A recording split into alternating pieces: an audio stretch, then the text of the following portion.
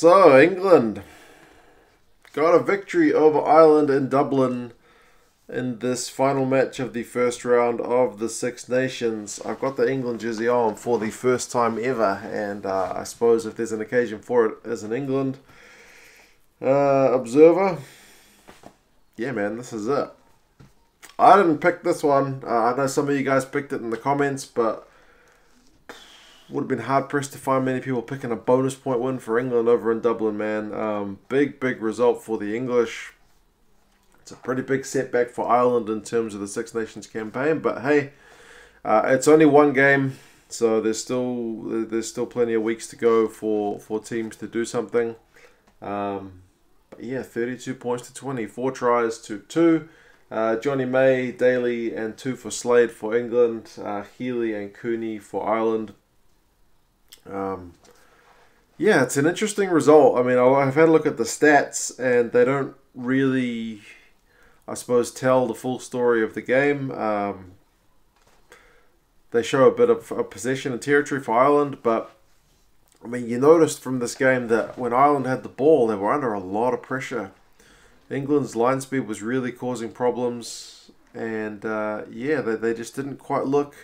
I mean, we saw them play my team, the All Blacks, back in November, and they just looked sharp as attack.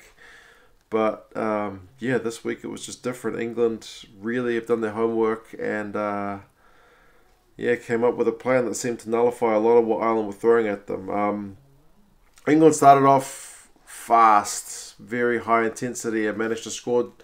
Johnny May got his try from a couple of minutes. Sexton closed the gap a bit with a penalty a bit later on. And then an interesting point of the game, which I thought is kind of a key indicator of how things went, at least in a small way, was Curry got yellow carded for a kind of late high shot on Earls, and Earls was in the wars this game, man. He was just getting late shots and all kinds of stuff on him. Yeah, we'll see. He went off after halftime. We'll have to see what his fitness is like, because he was definitely copping it. But yeah, Curry went off, and with the man advantage, Ireland didn't score any points. I mean, neither did England. They didn't kick any points. Ireland did score not long after the yellow card, but during that yellow card period, they would build phases and knock it on. I think once they were turned over, so England's defense still remained solid.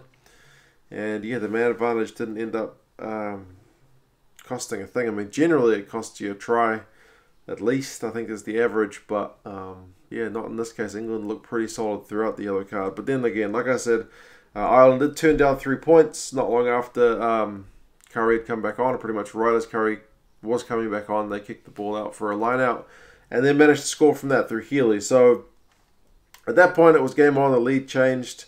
It was Ireland in front, 10 points to 7.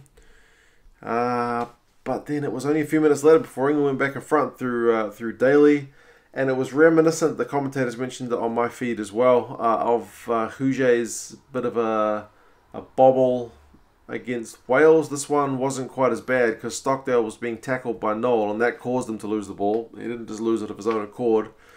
But yeah, Daly was there to pounce on it, so a real poacher's try, that one. But putting the team under pressure is kind of what gets the pay, and that's what it did there. Vunipola had a no try, TMO. Got him for a double movement, so I suppose it could have been more points, but it did look like he went to ground and then just kind of tried to push himself off his knees, so it was probably a fair call. But yeah, England kicked the penalty, and then halftime it's 17 points to 10. England in front. Halftime is still a lot of rugby to play, and I was kind of expecting Ireland to do a bit of a Wales from yesterday and come out with something kind of next level, but it still seemed to be similar stuff, which is surprising, I suppose, because Joe Schmidt is renowned as kind of the, he's a genius guy. But yeah, just wasn't quite able to get the magic formula to get this right. Sexton did kick a penalty in the 54th minute, brought it back within touching distance again. Farrell missed the penalty, but then Slade got his try in the 66th minute from a May kick through. My first instinct on that one was that he was slightly in front of May, but it could have been the camera angle. It could have been that he was in front and then kind of held his run. But, I mean, that was just my first glance. The TMO had a look at it and decided it was fine. But, yeah. Got the conversion. No, he missed the conversion. 22 points to 13.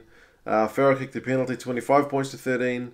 And then kind of nail on the coffin stuff was Slade's second try, which was an intercept. He bobbled it, but he managed to keep it in hand, and that took it out to 32 points, 13. Cooney got a late consolation, potentially pushing for a bonus point right at the end, but it wasn't to be.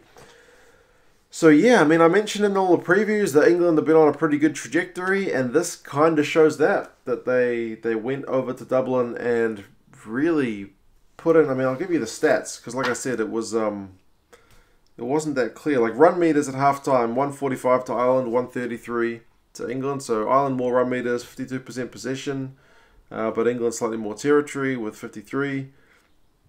Both sides tackling at 90%, not 100. Full-time stats, run meters 299 to Ireland, 263 to England. Possession 60% Ireland, 53% territory to Ireland. Tackling 81% to Ireland, no 89%, sorry.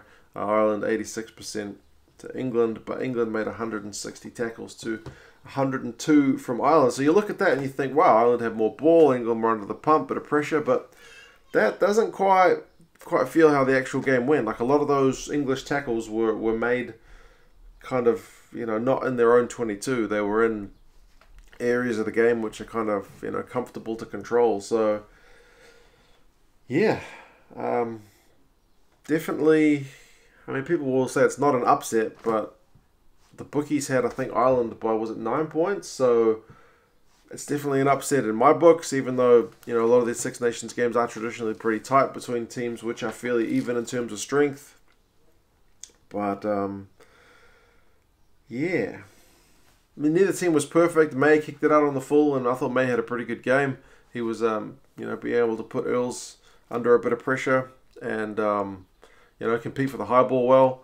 For Ireland, I mean, Henshaw, I think, did he kick it out at once on the full as well? But he was able to scramble back a couple of times when England were kicking the ball through, and he was able to just keep it in the field of play to avoid kind of 5 meter scrum stuff. So Stockdale still looks dangerous. But yeah, May look dangerous too. Tuilagi had a pretty good game. He busted a few tackles and remained fit the whole time. But some guys went off early, like Itoje went off. Tona went off pretty much about the same time. They both looked a bit ginger.